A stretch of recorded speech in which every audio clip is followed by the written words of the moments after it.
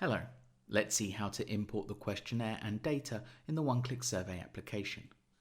This functionality is most often used when either transferring a survey from one 1K installation to another or when transferring a survey from one user account to another. Before importing the survey, we need to export it. We export it in the following way. We find the survey in the My Surveys tab, select it, and click on the Edit, Archive, Exports tab.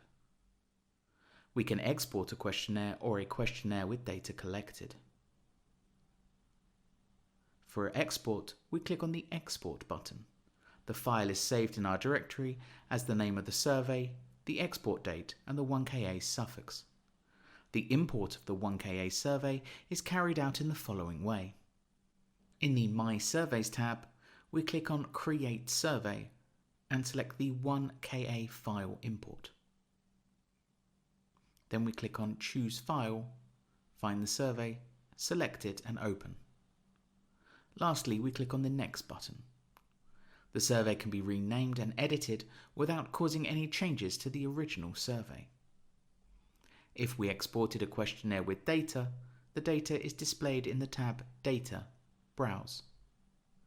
Not all settings are transferred when importing a survey. For example, the imported survey is not active.